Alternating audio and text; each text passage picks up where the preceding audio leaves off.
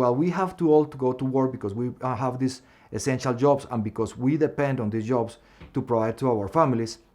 It's really important that we limit other things that would put us at risk. So any social gatherings that are not essential, we should avoid. We shouldn't be doing quinceañeras, we shouldn't be doing posadas, we shouldn't be doing celebrations that in other years are part of our culture, but we want to avoid those type of celebrations because that's how we're gonna get COVID-19, and by not doing those celebrations, that's how we're gonna prevent it.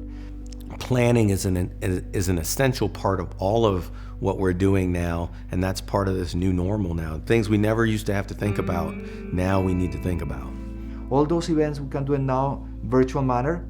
We can postpone, we don't have to cancel, and hopefully once we have the vaccine, we can probably celebrate this in person. So it's not about canceling, but maybe postponing. And the more that we do this, the better that we're gonna take care not only of ourselves, but of our families, our loved ones, and our community. Now imagine throwing COVID into this where you have to self-isolate. You're already living in close quarters. There's not an ability to truly self-isolate this single mom and her, 4 or 5 kids, if you will, also living in close quarters. Because in order for you to isolate, that means you all have such spacious places.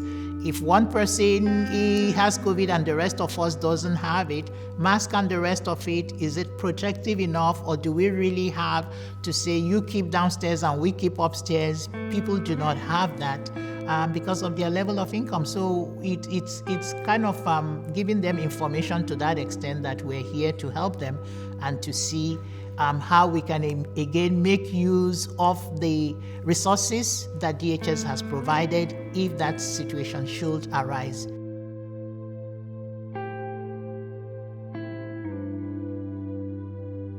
I think that what I would want everyone to know is that, number one, masks are highly protective. They, to a great degree, decrease your risk of infection because those viral particles could be in the air. Putting it just over your mouth, you're breathing, and so those viral particles could get in through your nose. You're not protecting yourself. Also, any viral particles that you might be exhaling through your nose are getting into the air that way.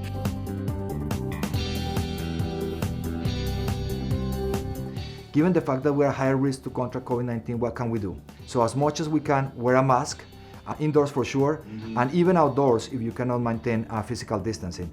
Definitely the mask is going to protect you by you covering your nose and your mouth, and then likewise protect others.